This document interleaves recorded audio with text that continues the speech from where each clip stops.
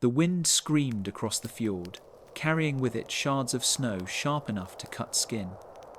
Inside the longhouse, the fire flickered low, its glow fighting against the suffocating dark. A Viking family huddled close, wrapped in wool and fur, their breath rising in white clouds. Outside, winter pressed its weight against the walls, an invisible enemy, relentless and merciless.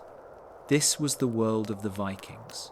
Deathly cold winter nights were not a rare misfortune, they were a certainty, and survival depended on skills as old as the sagas themselves.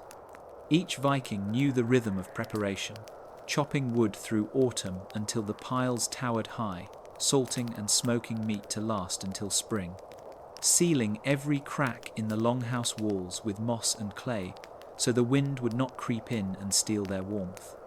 But even with every measure taken, the cold was always waiting. A Viking warrior could fight men on the battlefield, but against the endless night of the north, the only weapons were fire, food, and will. The frost could cripple as quickly as any sword. Fingers stiffened, breath burned in the lungs, and the dark seemed to whisper of death. On such nights, the Vikings trusted their traditions. The longhouse was more than shelter, it was a shield. Animals were kept inside, their body heat mingling with the family's own, turning the hall into a fortress of warmth. Fires were banked carefully, not too strong to waste wood, not too weak to die before dawn. Children were taught early how to tend embers, how to wrap cloaks tight, how to survive without complaint. The sagas tell of great battles and sea raids, but the truest battles of the Vikings were often fought in silence, under the crushing weight of snow. Each dawn that broke was a victory. Each night survived was proof that the Viking spirit was stronger than the cold that sought to kill them. In the north, winter ruled. But the Vikings learned not just to endure it, they mastered it. And in mastering the cold, they proved themselves a people as fierce in survival as they were in war. The Viking longhouse was more than timber and thatch, it was life itself. In the grip of winter, when storms clawed at the land and snow buried the fields, the longhouse stood as the only line between survival and death. From the outside, it looked simple, long, low and narrow, built of oak beams and roofed with turf and straw. But inside, every detail carried the wisdom of generations of Vikings who had fought against the cold and won. The walls were thick, layered with clay and moss to seal out the wind. Smoke from the central hearth rose through a hole in the roof, leaving just enough warmth trapped below to keep frost from claiming the sleepers. By day, the longhouse echoed with life, women weaving by firelight, men carving wood, children chasing each other between benches, animals shifting in their stalls at the far end. Yes, even the cattle, goats, and sheep lived within. Their body heat was no small weapon against the frost. The Vikings knew that to banish beasts to the cold outside was to waste precious warmth. But it was at night that the longhouse revealed its true purpose. The winds outside could roar like an army, tearing at the roof, rattling the doors, but inside, the longhouse stood firm. Families lay beneath furs, pressed together, listening to the fire crackle, feeling the warmth of kinship and survival. It was not comfort in the modern sense, but it was protection. And for a Viking, protection was everything. Every corner of the hall held memory, tales told by the fire, sagas recited to keep courage alive, laughter to push back the darkness. In those deathly cold winter nights, the longhouse was not only a shield of wood, it was a shield of spirit. For as long as the Vikings could keep their fires burning and their roofs intact, winter could never conquer them. The longhouse was the fortress of the north, and without it, there would be no Viking people, no sagas, no raids across the sea. Every battle won abroad began first with a battle won at home, against the frost clawing at the door. For the Vikings, fire was not just warmth, it was life itself. In the long dark months, when snow buried the earth and frost crept under doors like a thief, fire became the heartbeat of every home. Without it, no Viking could survive a single night of the deathly cold. The hearth sat in the centre of the longhouse, a low pit of glowing embers and rising smoke. By day, it cooked their meals and lit their work. By night, it guarded against the killing cold that pressed at the walls. The Vikings treated their fire as one would treat a warrior, never left unguarded, never allowed to weaken. They had a skill known to every child, the art of banking fire. Before sleep, a Viking would rake the embers together, burying them under ash so they glowed long into the night. By morning, with a single breath and a handful of kindling, the flame would leap alive again. To let the fire die was more than carelessness, it was disaster. A dead hearth could mean frozen hands, starving bellies, and in the cruelest nights, death before dawn. Wood, too, was survival. The Vikings spent autumn cutting and stacking endless piles of birch, oak, and pine. They knew which woods burned hot and which smouldered slow. They dried them carefully, for damp logs betrayed more smoke than heat. Every Viking household measured its chances of survival by the size of its woodpile. But fire was more than fuel and warmth, it was spirit. Around it, Vikings told sagas of gods and heroes, their voices rising with the flames. Children listened wide-eyed as the fire painted shadows on the walls, giving shape to monsters and warriors alike. In that flickering glow, courage was born, and the night seemed less endless. There are tales of Viking families who kept a single flame alive through an entire winter without once letting it die. When spring came, that fire was carried out to the fields, where it lit the first plough fires of the new season. In this way, the Vikings tied their survival not just to skill, but to tradition, passing down the eternal flame from one generation to the next. In the north, winter tried to kill with silence and darkness. The Vikings answered with fire, the one light that refused to bow to the cold. As long as the hearth burned, so did the Viking spirit. When winter swallowed the north, the earth gave nothing.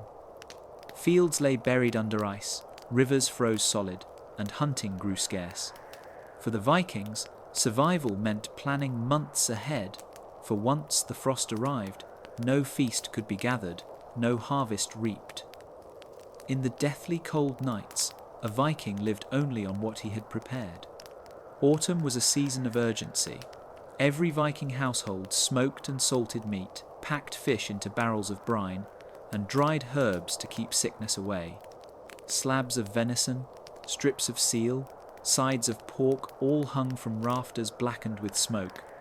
What could not be eaten fresh was preserved with salt, a treasure as valuable as silver, carried home from raids or traded across the seas.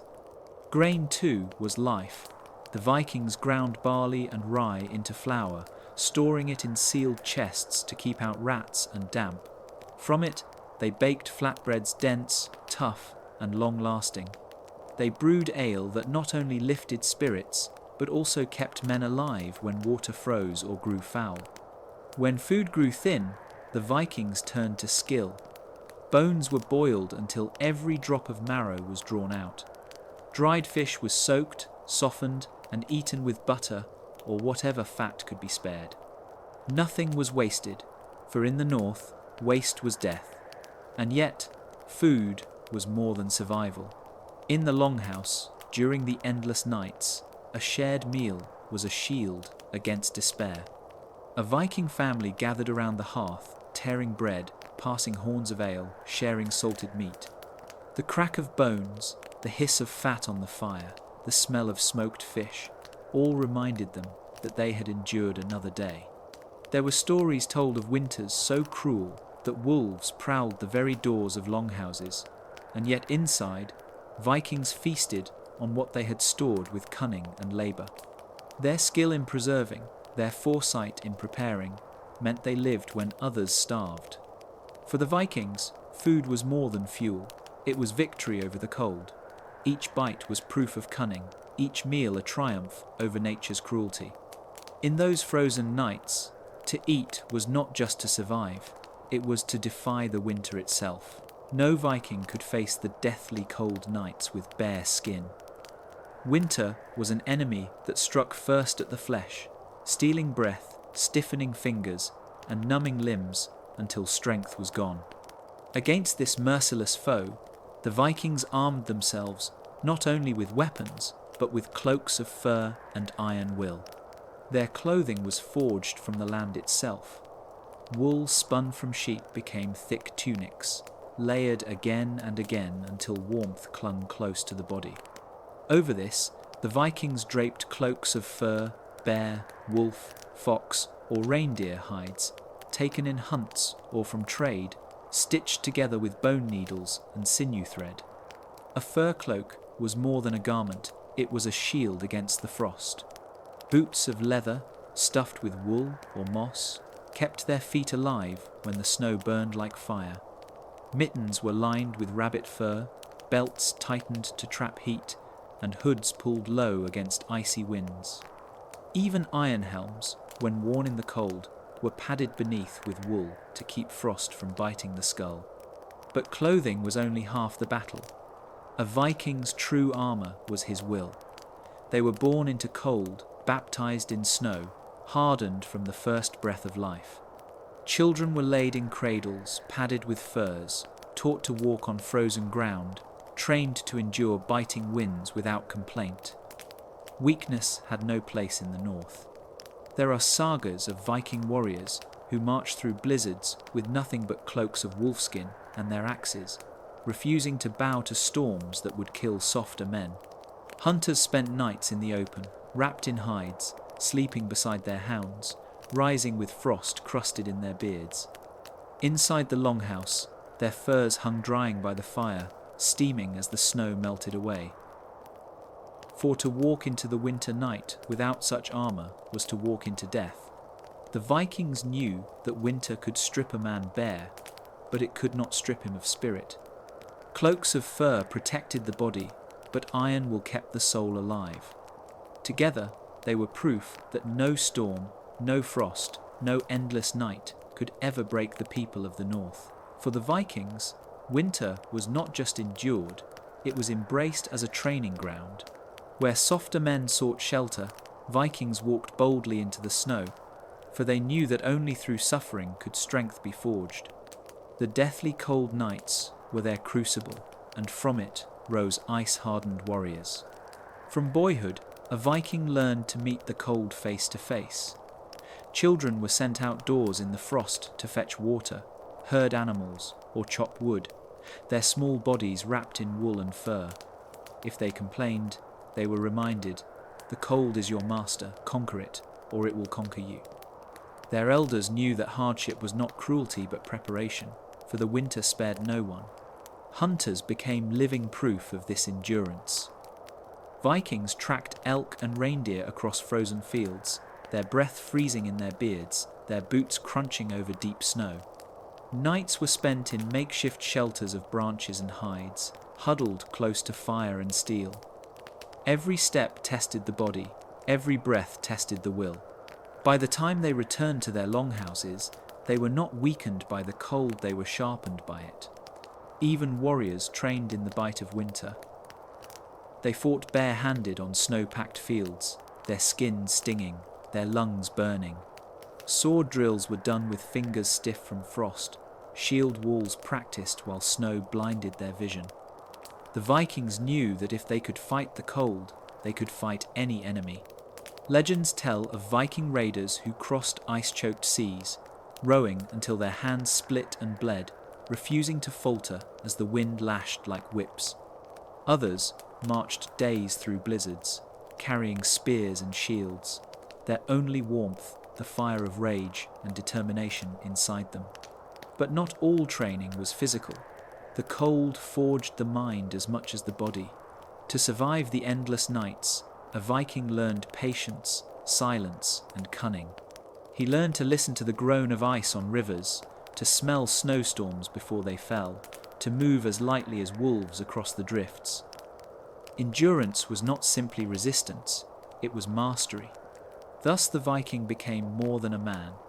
He was a creature of ice and fire, shaped by winds, hardened by snow.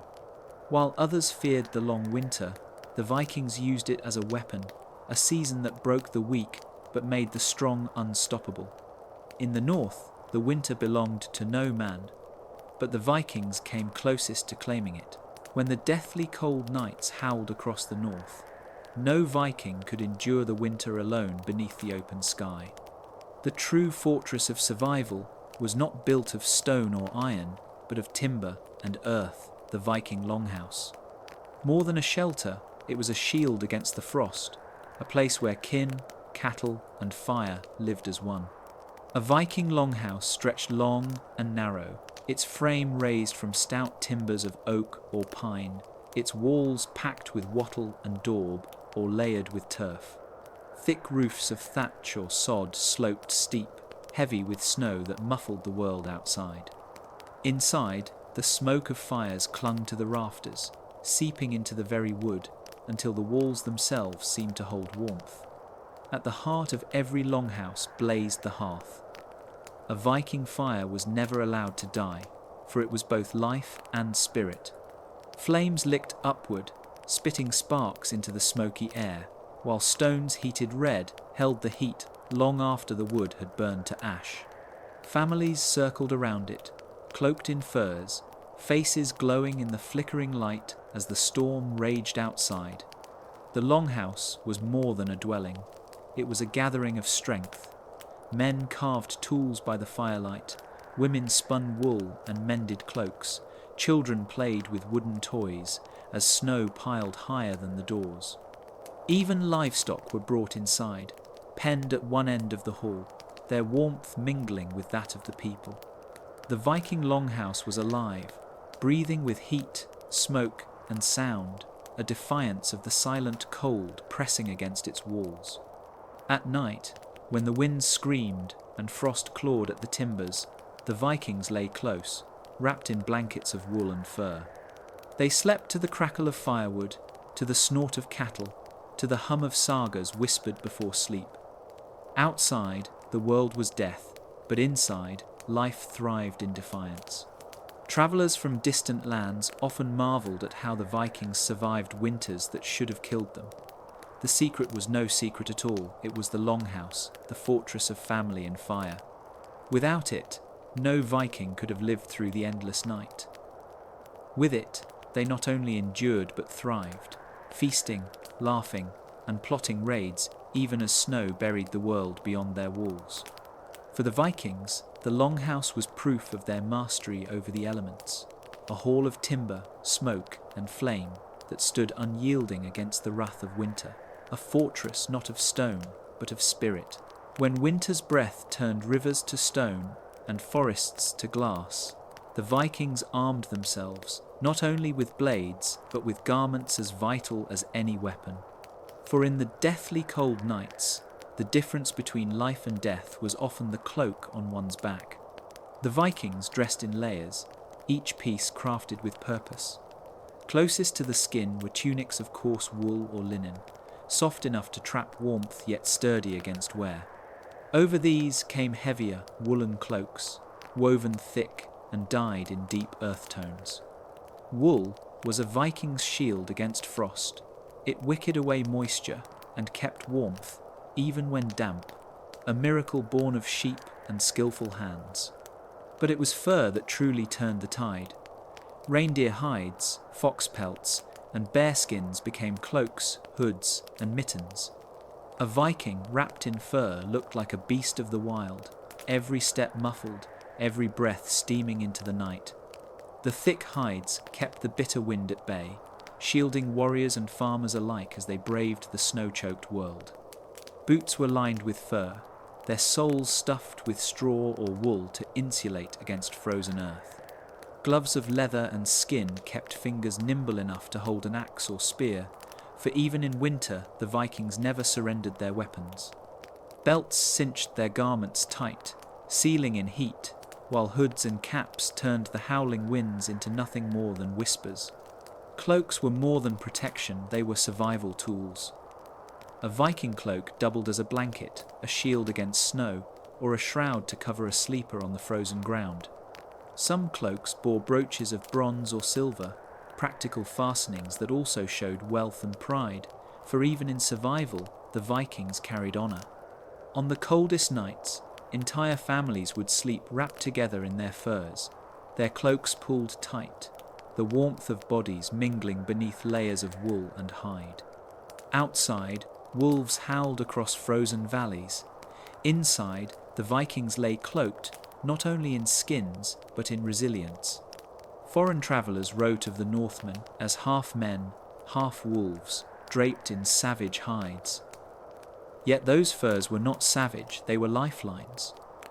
To walk without them in a Viking winter was to invite death. With them, the Vikings strode across snow and storm like conquerors, their cloaks flowing behind them as if winter itself bent to their will. The cloak of fur and wool was more than clothing. It was a warrior's armour against the cold, a mother's shield for her children, and a farmer's strength beneath the icy stars. Without it, even the fiercest Viking heart would freeze in silence. With it, the Northmen endured, unbroken. When the deathly cold nights of the north sealed the land in ice, even the fiercest Viking warrior could not fight hunger alone. Strength meant nothing without food, and the Vikings knew that to starve was as deadly as the sword. So they mastered the art of feeding themselves in a world that seemed intent on giving nothing. Before winter struck, the Vikings prepared. During the harvest months, they gathered barley, rye, and oats, storing them in clay jars and wooden bins deep inside the longhouse. Root vegetables like turnips and onions were buried in pits beneath the frozen ground, safe from rot. Hunters salted meat, while fishermen dried cod and herring in the crisp autumn air, stacking it high in storerooms. The Vikings knew that once the snow came, the earth would offer little but death. Yet preparation was not always enough. Harsh winters stretched longer than expected, and stores ran thin.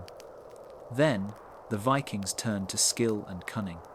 Men took to the icy forests with spears and bows, stalking elk and reindeer, whose hides and flesh gave both warmth and food. Others braved the frozen seas, cutting holes in the ice to haul up fish with nets or lines. Even in darkness, the Viking hunger drove them forward. No scrap was wasted. Bones were boiled to draw out marrow, skins scraped and chewed if no other food remained. Blood was collected and mixed into soups, turning what others would discard into nourishment. Vikings knew that survival belonged not to the wasteful, but to the resourceful. Food was also a matter of spirit. Around the longhouse hearth, families shared steaming stews thick with dried meat and barley. The rich scent filled the air, chasing away despair. Eating together was not only survival, but defiance, a reminder that though the world outside was silent and frozen, life still thrived within. Sagas tell of winters so cruel that Vikings boiled pine bark into bread, grinding it with what little flour remained. Others roasted seaweed or foraged lichen scraped from rocks. These meals were bitter, but they kept death at bay. The Vikings did not fear hardship, they swallowed it. To the outsider, such food might seem meagre, even desperate, but for the Vikings, every bite was a victory against the cold. Each meal in the frozen dark was a promise that they would live, that their kin would endure, and that when spring came, they would rise stronger than before. For in the north, the warrior who conquered hunger conquered winter itself. When winter's breath turned rivers to stone and forests to glass, the Vikings armed themselves, not only with blades, but with garments as vital as any weapon. For in the deathly cold nights, the difference between life and death was often the cloak on one's back. The Vikings dressed in layers, each piece crafted with purpose. Closest to the skin were tunics of coarse wool or linen, soft enough to trap warmth yet sturdy against wear. Over these came heavier, woolen cloaks, woven thick and dyed in deep earth tones. Wool was a Viking's shield against frost. It wicked away moisture and kept warmth, even when damp, a miracle born of sheep and skillful hands. But it was fur that truly turned the tide. Reindeer hides, fox pelts, and bearskins became cloaks, hoods, and mittens. A Viking wrapped in fur looked like a beast of the wild, every step muffled, every breath steaming into the night. The thick hides kept the bitter wind at bay, shielding warriors and farmers alike as they braved the snow-choked world. Boots were lined with fur, their soles stuffed with straw or wool to insulate against frozen earth. Gloves of leather and skin kept fingers nimble enough to hold an axe or spear, for even in winter the Vikings never surrendered their weapons. Belts cinched their garments tight, sealing in heat, while hoods and caps turned the howling winds into nothing more than whispers. Cloaks were more than protection, they were survival tools. A Viking cloak doubled as a blanket, a shield against snow, or a shroud to cover a sleeper on the frozen ground. Some cloaks bore brooches of bronze or silver, practical fastenings that also showed wealth and pride, for even in survival, the Vikings carried honor. On the coldest nights, entire families would sleep wrapped together in their furs, their cloaks pulled tight, the warmth of bodies mingling beneath layers of wool and hide. Outside, wolves howled across frozen valleys. Inside, the Vikings lay cloaked, not only in skins, but in resilience. Foreign travellers wrote of the Northmen as half men, half wolves, draped in savage hides. Yet those furs were not savage, they were lifelines. To walk without them in a Viking winter was to invite death. With them, the Vikings strode across snow and storm like conquerors, their cloaks flowing behind them as if winter itself bent to their will. The cloak of fur and wool was more than clothing. It was a warrior's armour against the cold, a mother's shield for her children, and a farmer's strength beneath the icy stars. Without it, even the fiercest Viking heart would freeze in silence. With it, the Northmen endured, unbroken. In the frozen silence of the north, where rivers lay locked beneath armour-thick ice, and lakes vanished under white blankets, water became a hidden treasure. To the Viking, thirst could kill as swiftly as the sword, and so they learned to wrest life itself from the grip of winter. Snow was the most abundant gift, yet also the most deceptive. A Viking knew never to eat it raw, for the cold would drain the body's heat, sapping strength when it was needed most. Instead, snow was melted over the hearth or on glowing stones, transformed into steaming water that warmed the belly and sharpened the mind. Children were taught to fill pots with snow, pressing it down, waiting patiently as the fire slowly turned ice into drinkable life. When the hearth burned low or a warrior travelled far from home, Vikings found other ways. They cracked open icicles, letting the frozen spears drip into skins or wooden cups. They chipped ice from rivers with axes, hauling heavy chunks to melt later. Even on long journeys, a Viking carried leather water bags, sometimes filled with mead or ale, for alcohol did not freeze as quickly and could be mixed with melted snow to quench thirst. The sea, ever at the heart of Viking life, offered another test. Salt water could not be drunk, but in times of desperation, Vikings boiled seawater, capturing the fresh steam in cloth or skins to drink. It was slow, grueling work, but in the deathly cold nights, every drop mattered. For the Vikings, water was not just for survival, but for strength. Warriors drank deeply before battle, knowing a parched throat led to a weak arm. Families gathered around steaming bowls of melted snow water, mixing it with herbs or broth to make it nourishing. Even rituals demanded pure water, drawn from sacred streams or melted with care, offered to the gods so that life itself flowed between men and the divine. Some sagas whisper of winters so harsh that rivers vanished beneath endless snow, and yet the Vikings endured. They knew that ice was not death, it was only sleeping water, waiting for fire's touch to wake it. With axe, flame, and patience, they turned frozen silence into flowing strength. In the end, the North gave little freely, but the Vikings were masters of taking. From snow, from ice, from frozen rivers, they drew the essence of life, drop by drop, sip by sip, until spring's thaw returned. For in the deathly cold, Where others perished of thirst, the Vikings drank, endured, and rose unbroken. When winter's breath turned rivers to stone and forests to glass, the Vikings armed themselves, not only with blades, but with garments as vital as any weapon.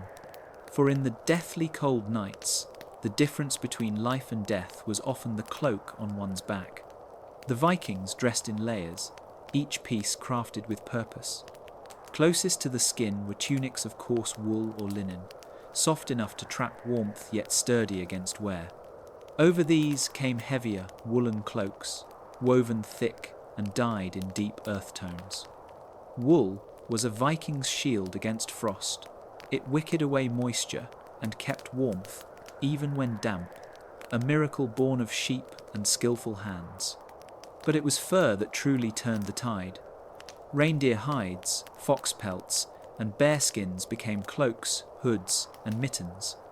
A Viking wrapped in fur looked like a beast of the wild, every step muffled, every breath steaming into the night. The thick hides kept the bitter wind at bay, shielding warriors and farmers alike as they braved the snow-choked world. Boots were lined with fur, their soles stuffed with straw or wool to insulate against frozen earth. Gloves of leather and skin kept fingers nimble enough to hold an axe or spear, for even in winter the Vikings never surrendered their weapons. Belts cinched their garments tight, sealing in heat, while hoods and caps turned the howling winds into nothing more than whispers. Cloaks were more than protection, they were survival tools. A Viking cloak doubled as a blanket, a shield against snow, or a shroud to cover a sleeper on the frozen ground. Some cloaks bore brooches of bronze or silver, practical fastenings that also showed wealth and pride, for even in survival, the Vikings carried honor. On the coldest nights, entire families would sleep wrapped together in their furs, their cloaks pulled tight, the warmth of bodies mingling beneath layers of wool and hide. Outside, wolves howled across frozen valleys. Inside, the Vikings lay cloaked, not only in skins, but in resilience. Foreign travellers wrote of the Northmen as half men, half wolves, draped in savage hides. Yet those furs were not savage, they were lifelines. To walk without them in a Viking winter was to invite death. With them, the Vikings strode across snow and storm like conquerors, their cloaks flowing behind them as if winter itself bent to their will. The cloak of fur and wool was more than clothing. It was a warrior's armour against the cold, a mother's shield for her children, and a farmer's strength beneath the icy stars. Without it, even the fiercest Viking heart would freeze in silence. With it, the Northmen endured, unbroken. In the frozen silence of the north, where the wind carved flesh like a blade and darkness lingered for months, fire was more than flame, it was life itself. For the Viking, fire was warmth, light, protection, and even a companion in the deathly cold winter nights. Without it, no warrior, no family, no chieftain could hope to endure. A Viking hearth was never allowed to die. The flame at the centre of the longhouse burned day and night, fed with logs of pine and birch, sometimes driftwood gathered from the shores. Women tended the fire as carefully as men guarded their weapons, for both were shields against death. If the hearth dimmed, families rushed to rekindle it, knowing that without fire the cold would claim them swiftly. Vikings carried fire with them as they travelled. Warriors venturing into the forests or across frozen seas kept embers smouldering in horn containers, lined with moss, wrapped in animal skin. These little sparks were their silent guardians, ready to grow into roaring flames when struck against dry wood. A Viking without fire was a man already halfway to the grave. But fire was more than heat, it was a weapon. Torches lit the dark woods, warding off wolves and spirits said to prowl in the endless night. Flames hardened spear tips, smoked meat, and boiled snow into water. Smoke rising from the roof of a longhouse was a banner of survival, declaring to the gods and the frozen earth, "We endure." The Vikings revered fire as a gift of the gods. In rituals, they offered flames to Odin, Thor, and Freya, believing that fire bridged the mortal and the divine. Funeral pyres lit the skies, sending warriors to Valhalla on rivers of flame. In the deep cold, fire became more than necessity, it was sacred. Sagas tell of winters so brutal that men huddled close to the embers, their faces burned raw by heat even as their backs froze. And yet, the fire remained the eternal companion, always waiting, always ready to rise again. To outsiders, the Viking reliance on fire might have seemed ordinary, but to the Northmen, each spark was defiance, each flame was a victory. Where the cold sought to smother them, the Vikings lit the night, and in those burning halls they lived, laughed, and plotted conquest, even as snow buried the world outside. For in the deathly cold winter nights, the Vikings did not simply survive by fire, they thrived by it. When the land lay strangled beneath snow, and the sea groaned under sheets of ice, the Viking did not wait for mercy, he hunted. For in the north, to fail in the hunt was to watch kin starve. The frozen forests were perilous, but the Viking was forged by hardship, a hunter who stalked life even in death's domain. In winter, game grew scarce. The deer moved deep into the woods, the elk wandered in small herds, and wolves grew bold, circling settlements like shadows with teeth. Yet the Vikings ventured forth, cloaked in furs, axes in hand, bows strung tight. They left the warmth of the longhouse at dawn, their breath pluming like smoke, their boots crunching through drifts of snow. The hunt was no simple task, it was a battle. Snow muffled footsteps, but it also slowed the chase. The Vikings used cunning over speed. They tracked by prints, learning the story of each creature etched into the white ground. A broken branch revealed a deer, a scatter of blood marked a wounded elk. Hunters spoke little, for silence was their ally. Bows were the first weapon of winter. Strong, carved from yew or elm, they sent arrows slicing through the cold air. But when the prey was larger bear, elk, or wild boar, the axe and spear became the Vikings' teeth. Hunters fought not only for food, but for survival, for a cornered beast was as deadly as any enemy. Sometimes, the hunt itself turned predator. Wolves, starving and desperate, would stalk the hunters.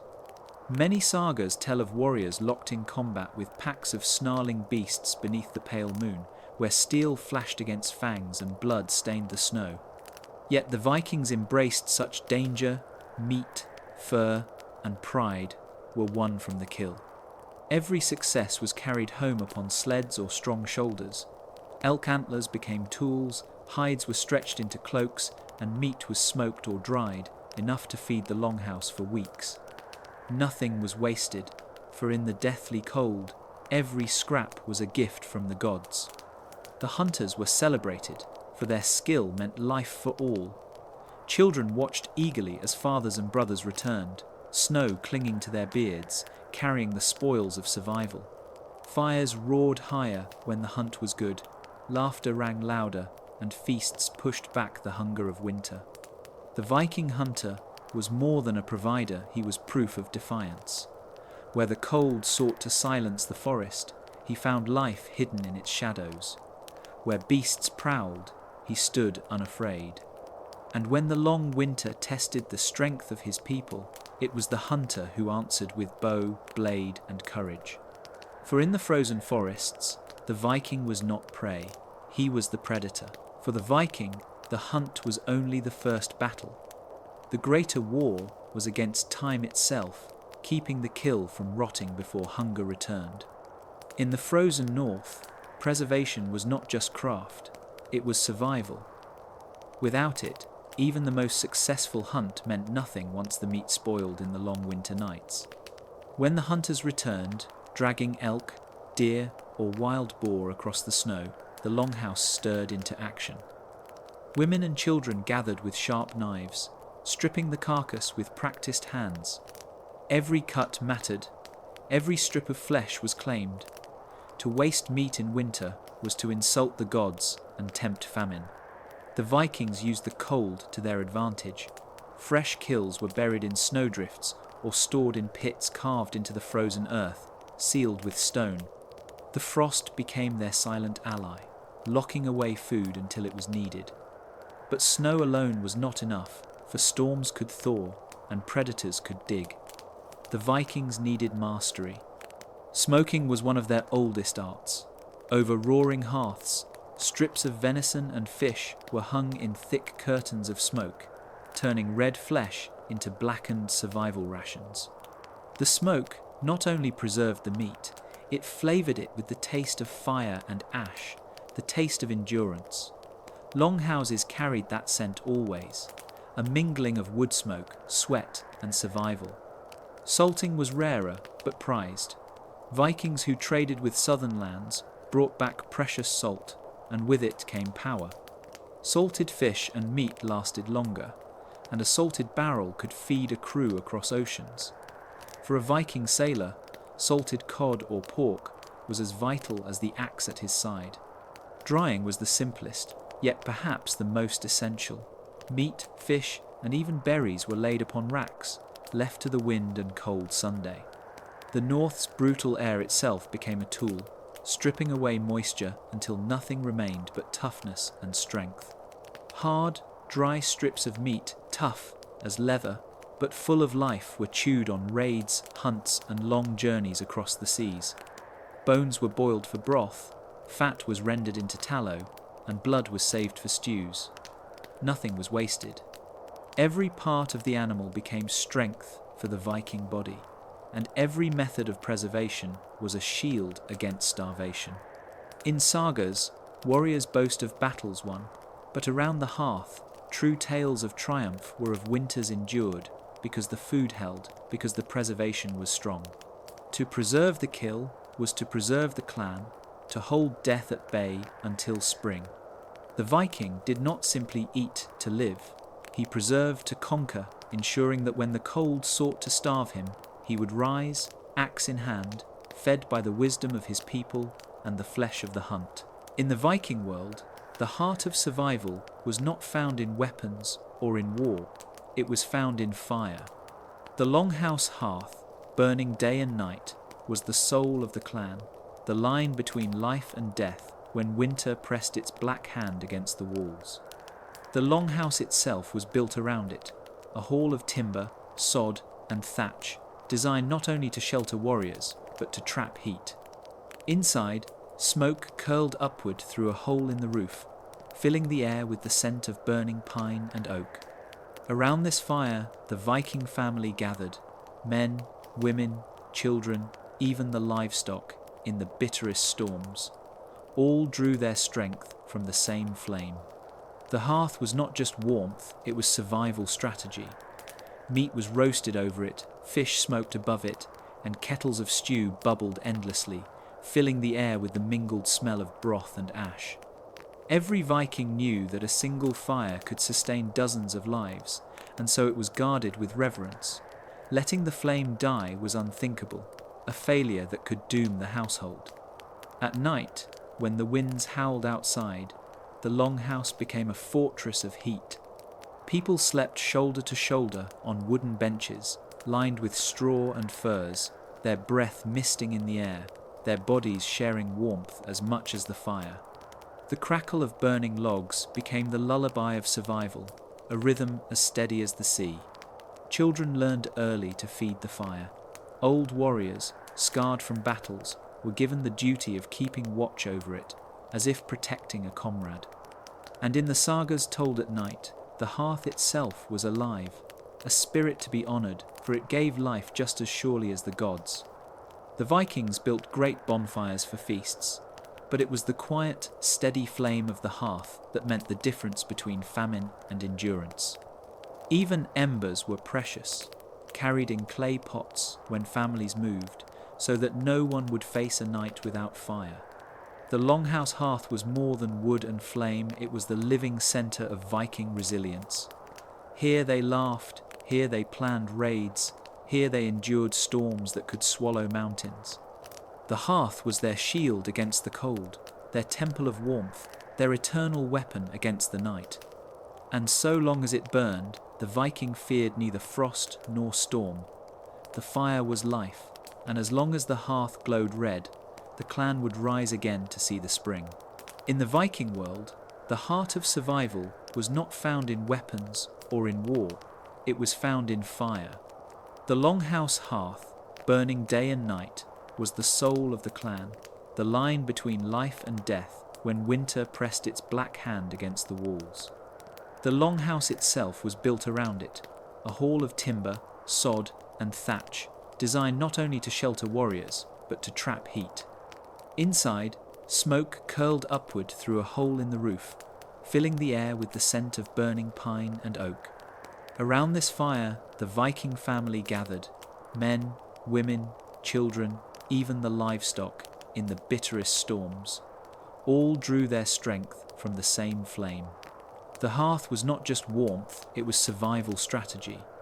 Meat was roasted over it, fish smoked above it, and kettles of stew bubbled endlessly, filling the air with the mingled smell of broth and ash.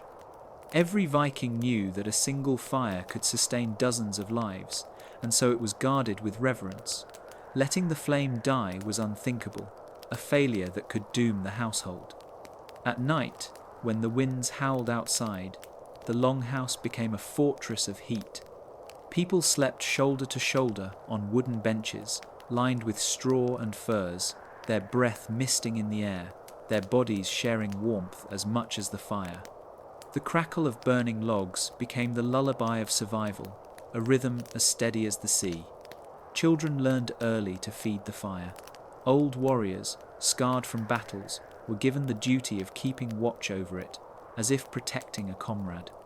And in the sagas told at night, the hearth itself was alive, a spirit to be honoured, for it gave life just as surely as the gods. The Vikings built great bonfires for feasts, but it was the quiet, steady flame of the hearth that meant the difference between famine and endurance. Even embers were precious, carried in clay pots when families moved, so that no one would face a night without fire. The longhouse hearth was more than wood and flame, it was the living centre of Viking resilience. Here they laughed, here they planned raids, here they endured storms that could swallow mountains. The hearth was their shield against the cold, their temple of warmth, their eternal weapon against the night. And so long as it burned, the Viking feared neither frost nor storm.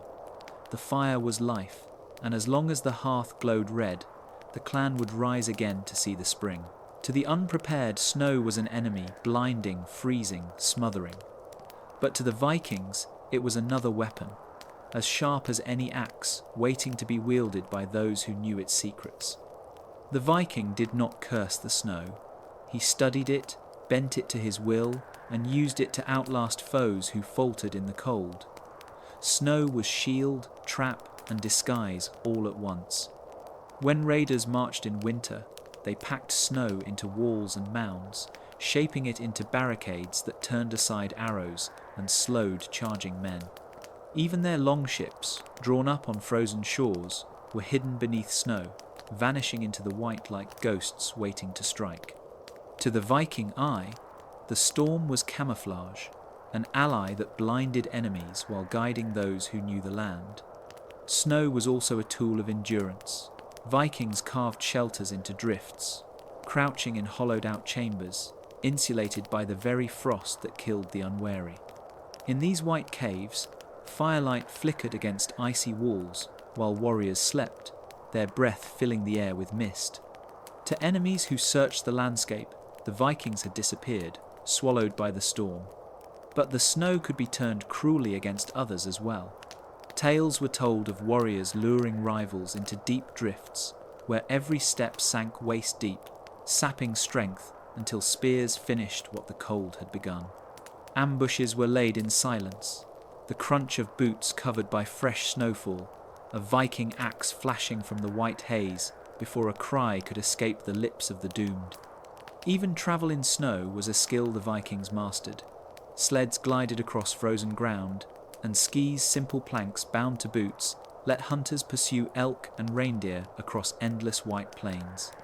While others trudged and froze, the The Viking moved swift and sure, the snow a road no southern warrior could walk. The storm itself was a kind of battlefield. Where others cowered in huts, the Vikings strode into the blizzard, wrapped in fur, knowing the storm would thin their enemies before a single sword was drawn. Cold was not a curse. It was a silent army that fought alongside them, invisible yet deadly. For every Viking knew, steel could break, men could fall, but the snow never tired, never ceased. In the deathly cold of winter nights, it was both shield and spear, the great equalizer that humbled kings and peasants alike. And when the storm cleared, when drifts swallowed tracks and blood alike, only the Vikings remained standing tall, masters of the white battlefield. When the sun sank beneath the horizon for weeks on end, the Vikings faced a darkness that seemed eternal. Night wasn't just a time of sleep, it was a relentless challenge. The cold deepened, the wind howled across snowdrifts taller than men, and shadows became indistinguishable from the black ice. Yet the Vikings endured, not by magic, but by craft, courage, and centuries of wisdom passed from father to son. Inside their longhouses, the Vikings gathered around the hearth, the flickering firelight casting dancing shapes on walls of timber and wattle. Heat was rationed carefully, embers banked at night, stoked at dawn, ensuring the flame would last the longest hours. Every breath of smoke was a shield against frostbite, every spark a promise of life. Outside, the darkness was a hunter itself. Wolves prowled with silent paws, and hidden ice claimed many unwary steps. Vikings moved with precise rhythm, grouping together for warmth and mutual protection, their layered clothing of wool, fur, and linen keeping them alive when exposed to the frigid night. Even their boots were designed to trap heat, insulated with fat-treated hides that resisted snow and slush. The polar nights demanded vigilance. Water froze instantly in containers left outside, and livestock needed tending lest they succumb to cold.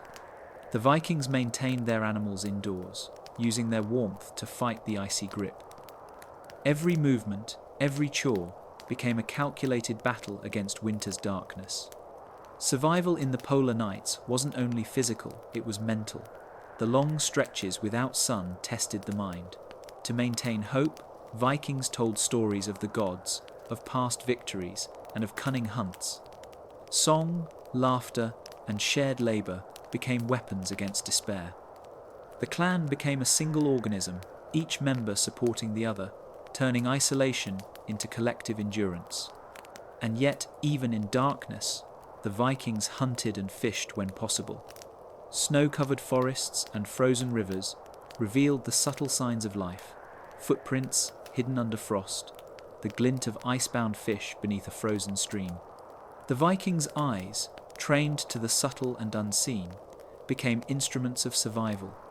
Every meal taken in the polar night was a triumph against the frozen void outside. By the time dawn, or what passed for it, finally returned, the Vikings had endured weeks of unrelenting darkness.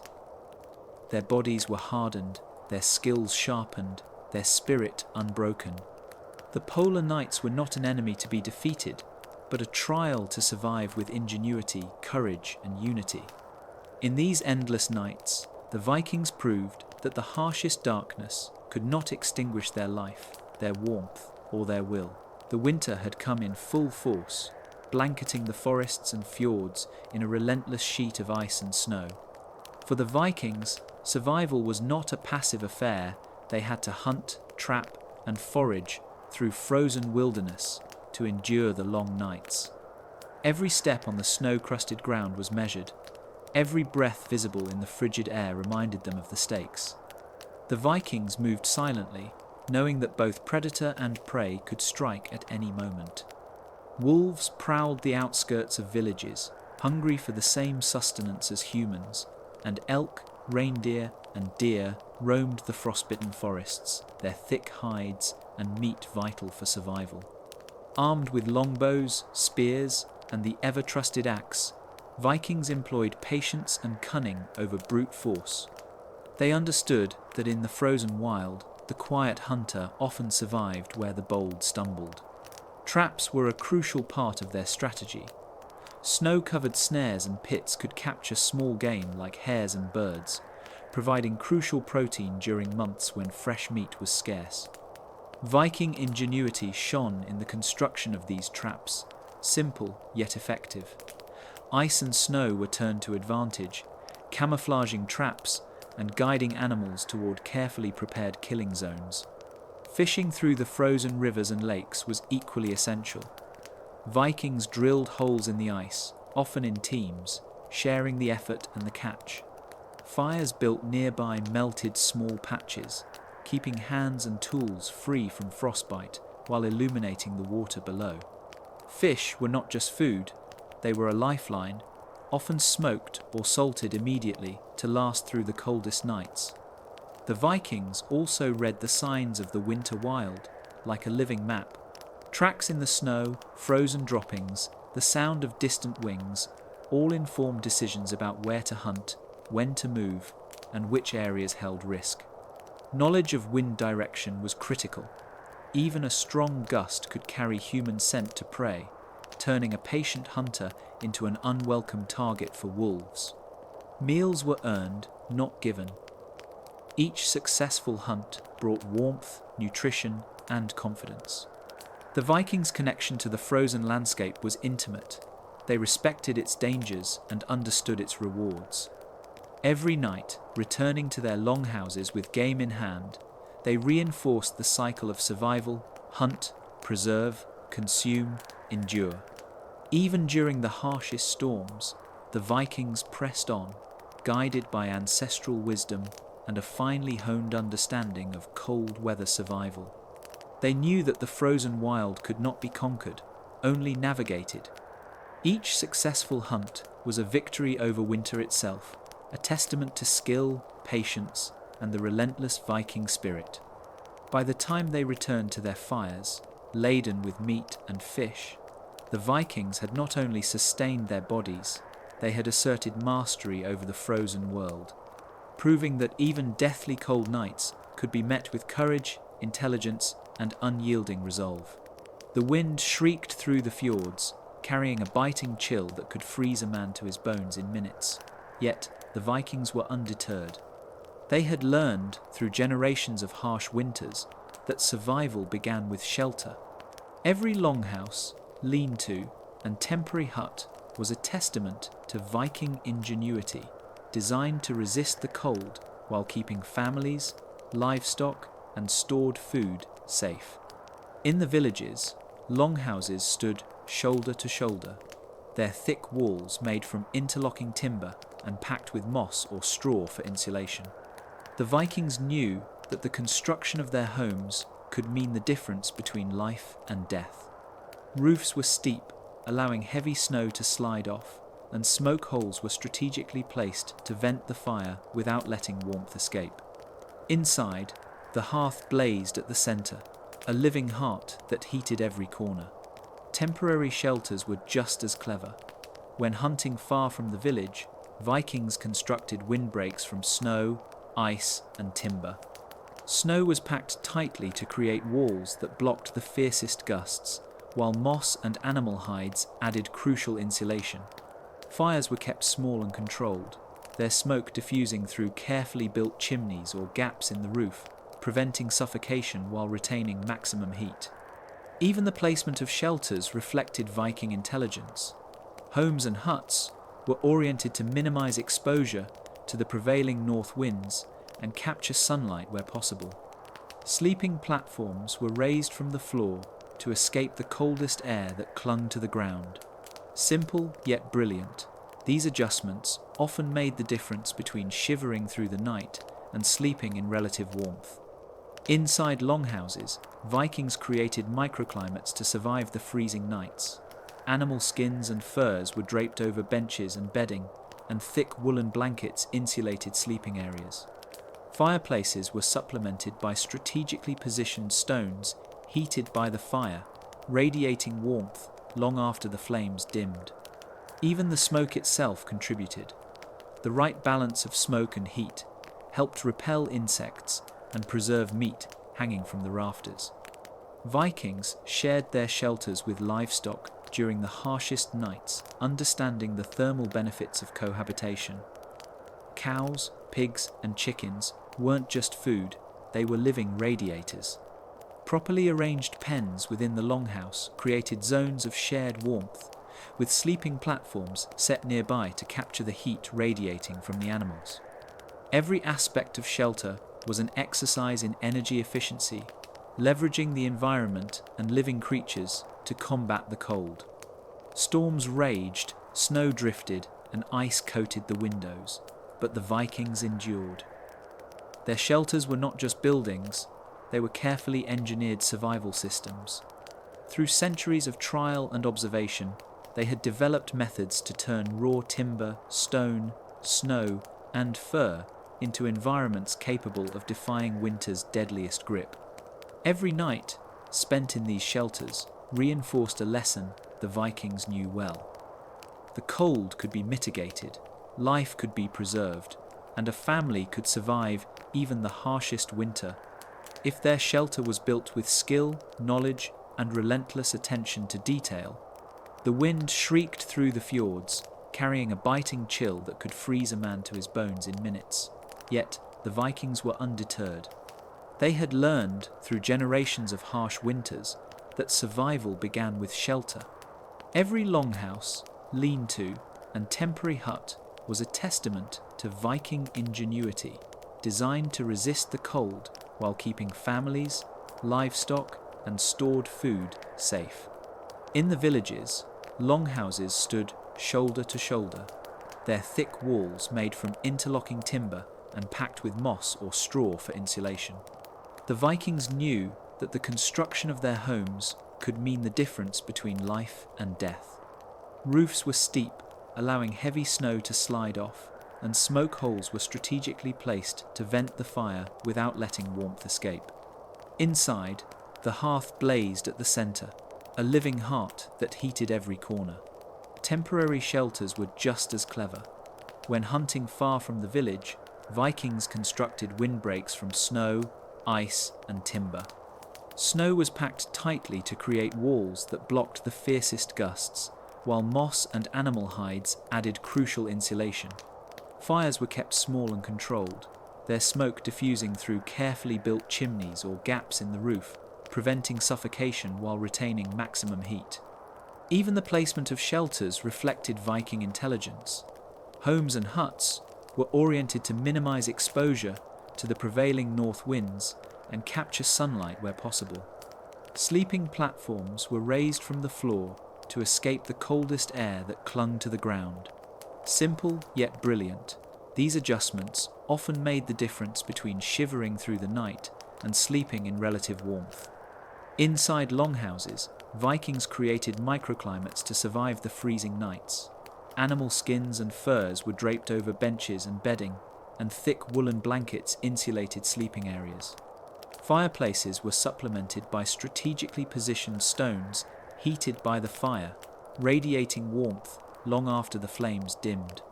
Even the smoke itself contributed. The right balance of smoke and heat helped repel insects and preserve meat hanging from the rafters. Vikings shared their shelters with livestock during the harshest nights, understanding the thermal benefits of cohabitation. Cows, pigs, and chickens weren't just food, they were living radiators. Properly arranged pens within the longhouse created zones of shared warmth, with sleeping platforms set nearby to capture the heat radiating from the animals. Every aspect of shelter was an exercise in energy efficiency, leveraging the environment and living creatures to combat the cold. Storms raged, snow drifted, and ice coated the windows, but the Vikings endured. Their shelters were not just buildings, they were carefully engineered survival systems. Through centuries of trial and observation, they had developed methods to turn raw timber, stone, snow, and fur into environments capable of defying winter's deadliest grip. Every night spent in these shelters reinforced a lesson the Vikings knew well.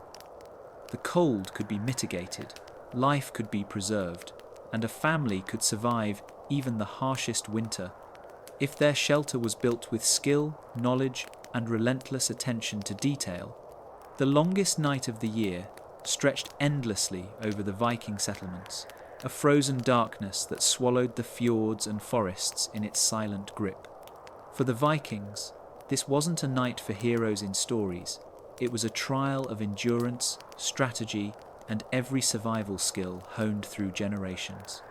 The wind howled outside, rattling timber and sweeping snow into drifts that threatened to bury unprepared homes. Inside, the Vikings moved with purpose. Fires were stoked to their peak, carefully layered with logs that would smoulder steadily through the hours. Stones heated in the hearth radiated warmth into the longhouse, their residual heat maintaining life-saving temperatures while the flames dwindled. Viking families huddled in clusters, sharing body heat and furs. Children slept close to their parents, their small bodies generating heat that could raise the ambient temperature by degrees. Elderly kin rested near the hearth, their positions chosen with wisdom. The most vulnerable were always closest to warmth. Outside, snowdrifts created natural insulation, and the placement of livestock inside the longhouse turned animals into living heaters, their heat radiating through walls and floors, keeping the bitter cold at bay. Food became both fuel and medicine. Thick pottages simmered for hours, filling the air with the scent of grains, dried meat, and preserved vegetables. Every meal was designed to deliver maximum calories and warmth, sustaining Vikings through the long hours of darkness. Salted fish, fermented cabbage, and preserved dairy offered nutrition that maintained energy and body heat. Nothing was wasted. Scraps fed pigs that would, in turn, provide warmth and sustenance. Even clothing became a lifeline. Layers of wool, linen, and fur protected every exposed inch of skin, while hoods, mittens, and footwear minimized heat loss. Waterproofed cloaks and darkened wool captured sunlight earlier in the day, storing energy to be used when night fell. Every stitch, fold, and layer was a shield against the deadly cold. Outside, scouts monitored the frozen landscape. Wolves and predators prowled, but the Vikings, hardened by winter training, navigated with skill. Snow paths were cleared to maintain access to water and emergency supplies, and lookout posts ensured no surprise threatened the settlement. Even in the depths of night, the Viking village functioned as a coordinated system of survival. The longest night tested more than just individual endurance, it tested community cohesion. Families shared firewood, knowledge, and food. Elderly villagers advised younger ones on fire management, insulation, and hunting strategies. Every shared skill was a lifeline. Singing, storytelling, and quiet laughter filled the longhouses, creating warmth of a different kind, morale. Vikings knew that survival wasn't just physical, it was mental. Fear could freeze the spirit as quickly as frost could freeze the fingers. Hours passed. The night remained relentless, but the Vikings endured. Their shelters held, fires glowed, food sustained, and clothing insulated. By the first weak light of dawn, snow still blanketed the world outside, but inside the longhouses, life persisted. Every Viking had survived the night, and with it, their knowledge, wisdom, and communal bonds had been reinforced. The longest night was more than a challenge. It was a ritual of resilience. The Vikings had mastered the cold, turning danger into a crucible that forged stronger, wiser, and more resourceful people. They emerged not merely as survivors, but as masters of their environment, having faced winter's deadliest hour, armed with ingenuity, tradition, and unyielding courage. At last, the long night began to break. For weeks, the sky had been a heavy shroud, cloaked in storms and endless darkness. But one morning, faint rays of light slipped across the horizon, pale and trembling at first, then growing stronger as the sun climbed over the frozen hills. To the Vikings, it was not just dawn, it was victory.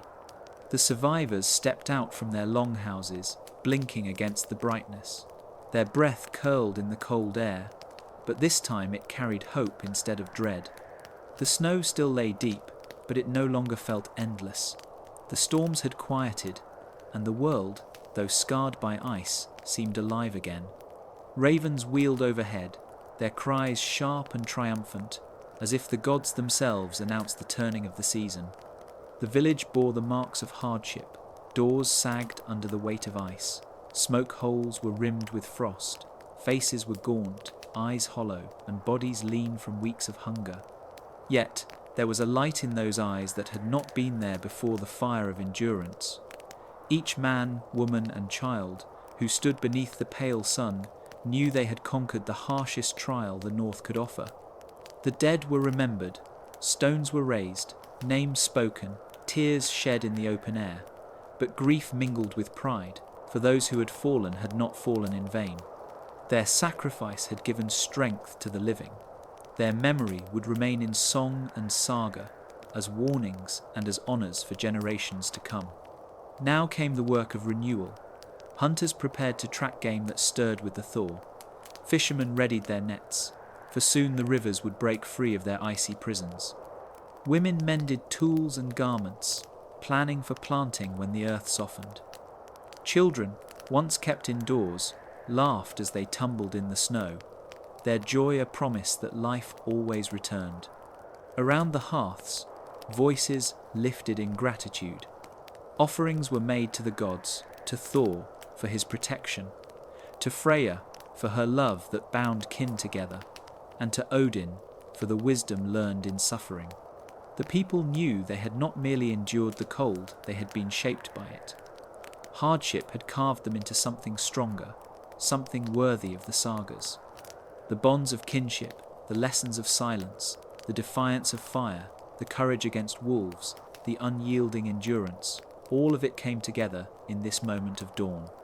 These were not just survival skills, but the spirit of a people who thrived where others would perish. As the sun rose higher, casting golden light across the snow, the survivors stood tall, scarred but unbroken, weary but unyielding. They faced the future with the certainty that they had conquered the night. And so, the cycle of life continued in the north. Winters would come again, as merciless as before. But those who had seen the dawn carried within them the greatest strength of all, the knowledge that they could endure, and that, together, they would always rise with the Sunday. Winter in the north was not merely a season, it was a trial. The blizzards that raged across the fjords and valleys seemed less like weather and more like enemies sent by the gods to test the will of mortals. To survive was not only to endure the cold, but to endure hunger, exhaustion, and despair. The storm winds howled like wolves, battering the longhouses until the timber beams groaned and the walls trembled. Snow piled high against doors, sealing families inside. To break free, men had to hack at the drifts with axes, each swing stealing strength from already weary bodies. Breath froze on beards, fingers stiffened beneath layers of fur, and every step outside was a battle against the biting air that clawed at lungs like knives. Frostbite was a silent enemy. A single moment without proper covering, a single glove torn or boot soaked, and skin turned black beneath the cold's cruel hand. Many bore scars of winters past missing fingers, ears, or toes that had been claimed by the ice. Yet still, they ventured out, for the clan's survival demanded it. Food stores dwindled as the nights dragged on. Barrels of dried fish and salted meat grew lighter. Grain sacks shrank. Hunger gnawed at bellies, making tempers sharp and patience thin.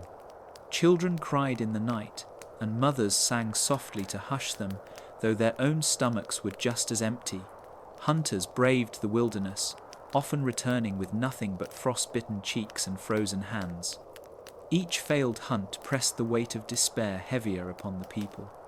But endurance was more than the body's strength, it was the spirit's resilience. A Viking who surrendered to despair was already lost. The sagas told that Odin himself sought wisdom through suffering, hanging upon Yggdrasil for 9 nights without food or drink. If the Allfather endured, then so too must his people. The warriors trained even in the bitter cold, swinging axes and shields until their breath came in harsh clouds. They believed that to keep the body strong was to keep death at bay. Women worked tirelessly at weaving and repairing garments, every stitch a shield against the storm. Elders counseled patience, reminding the young that winter, like all trials, would one day pass. Some did not endure. The weak, the sick, the unlucky winter claimed them without mercy.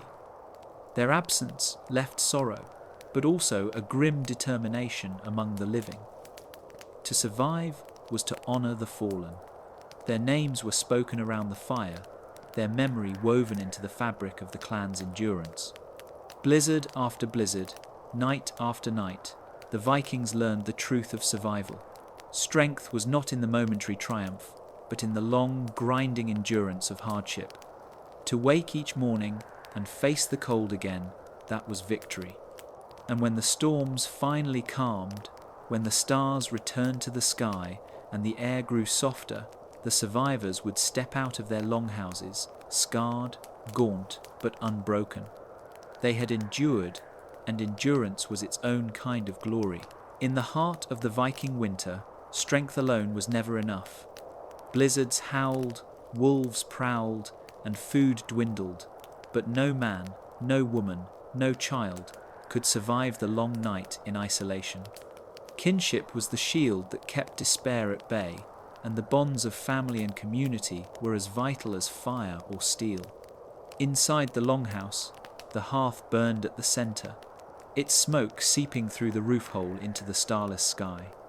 Around it, families huddled together, their furs drawn tight, their bodies pressed close. Each breath warmed the space a little more. Each shared blanket meant a longer night endured.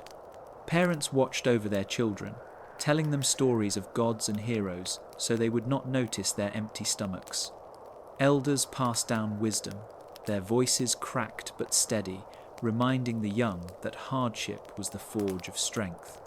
The Vikings understood that winter was not a battle fought by individuals, but by clans. Neighbours shared food when one family's stores ran low. Hunters returned not just for their kin, but for the entire settlement, knowing that hunger in one household could weaken the whole village. To survive was to stand together. Even warriors, hardened by raids and battles, leaned on the bonds of brotherhood. A comrade who stood the night watch beside you meant your eyes could close for an hour. A hand that dragged you from a snowdrift could mean the difference between life and death. Trust was carved deep in these frozen nights, and loyalty was not a luxury but a necessity. In those dark hours, songs rose, soft at first, then stronger, echoing through the rafters. Children clapped their hands to stay awake. Women's voices carried tales of Freya's love and Thor's might. Men pounded rhythms on shields, turning fear into defiance. The music was warmth of its own, a fire for the spirit when the embers grew low. When food was scarce, the strongest sometimes ate last, giving their share to the young. Sacrifice was not spoken of, it was simply done. A warrior would rather face hunger than see his child's ribs show through his skin. A mother would go without so her baby might drink. These acts, repeated 1,000 times in silence, were what bound the people more tightly than any chain. And in this unity lay power. Kinship kept despair from rotting the spirit. Kinship reminded every man and woman that they were part of something greater than themselves. Alone, they were fragile sparks in the storm. Together, they were a flame that refused to die. When the snow piled high against the longhouse walls and the winds screamed like the voices of the dead, the Vikings endured because they had each other. And as long as one voice could sing, one hand could reach, one heart could share warmth, the clan would survive. The bonds of kinship were not only the way through winter, they were the very reason to endure it. The silence of the frozen night was rarely empty. Beyond the glow of the hearth fire, predators prowled. Of all the creatures that haunted Viking winters, none inspired more fear or respect than the wolf. In summer, wolves kept to the forests, hunting elk, deer, and smaller prey. But when the deep snows came and food grew scarce, hunger drove them closer to human settlements. At first, it was only faint tracks in the snow paw prints circling at the edge of the fields. Then, the howls began. Long, mournful cries rolled across the fjords, echoing off the frozen hills like the voices of restless spirits. For children, it was terror. For warriors, it was a warning. The wolves were waiting. The Vikings knew better than to underestimate them. A single wolf was dangerous, but a pack moved with cunning, patience, and deadly precision.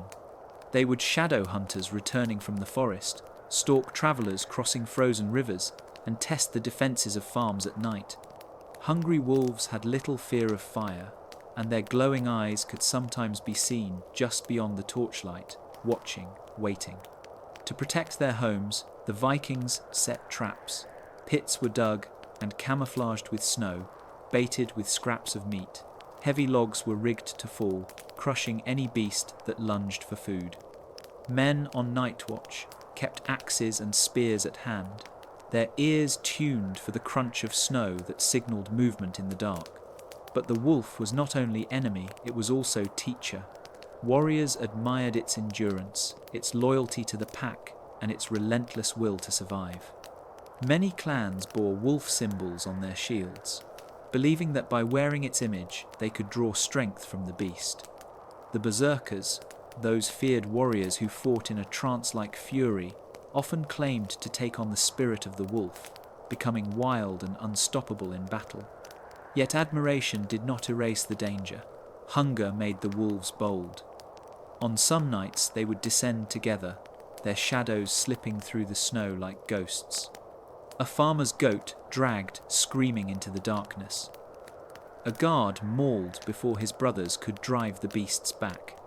The struggle between man and wolf was eternal, both fighting for survival in a land that gave mercy to neither. Still, even in fear, there was awe. Around the fire, skalds sang of Fenrir, the monstrous wolf destined to devour Odin at Ragnarok. Every wolf at the edge of the village was a reminder of that prophecy that chaos could not be tamed forever. And yet, the Vikings endured. They sharpened their blades, strengthened their walls, and watched the darkness with unblinking eyes. Each encounter with the wolves hardened them, forged them, reminded them that survival was not granted, but earned. The night belonged to the wolves, but the fire, the steel, and the will to fight that belonged to the Vikings. And so, on the edge of the frozen world, man and beast faced one another, each testing the other, bound by the same law. Only the strongest would see the dawn.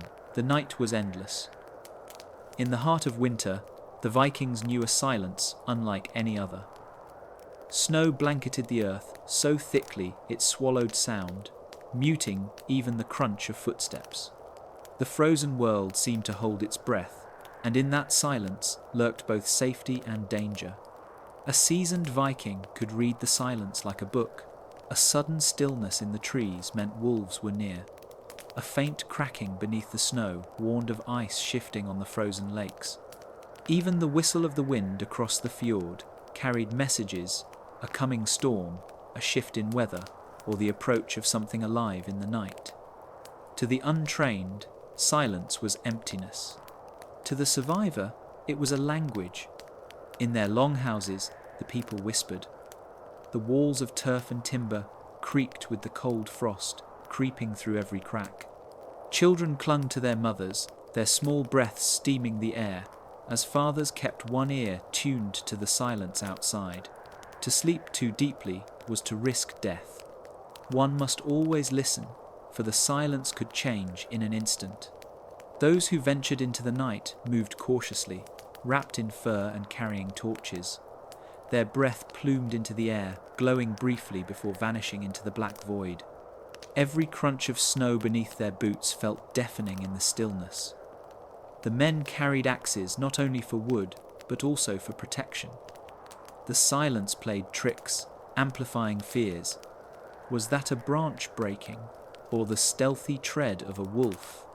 Yet in this deadly quiet, there was also a strange beauty. The northern lights rippled across the sky, shimmering curtains of green and silver. Beneath them, the world looked otherworldly, as if the gods themselves had draped their cloak over Midgard. The silence carried a weight that reminded the Vikings of their place in the cosmos, small, fragile, but enduring. Silence could kill, but it could also preserve. Hunters learned to move without sound, blending into the frozen world. By mastering the silence, they could stalk reindeer, elk, and even the mighty bear. The stillness became a teacher, sharpening their instincts. In the sagas, skalds spoke of the silence as a test from the gods. Odin demanded watchfulness, Thor demanded courage, Freya demanded the endurance of the heart. To ignore the silence was to invite death, to respect it was to live. As the night stretched on, families huddled closer. A single cough, a shifting blanket, a creak in the rafters. These sounds became magnified against the oppressive quiet. Every noise was a reminder, you are still alive. The frozen silence was no empty void. It was alive, filled with warnings, whispers, and signs. The Vikings knew that survival was not just about strength or fire, but about listening to the silence, to the land, and to the gods who walked unseen through the night. And so they waited, hearts steady, ears open, breath rising in the dark, learning the oldest lesson of the North. In silence lies survival.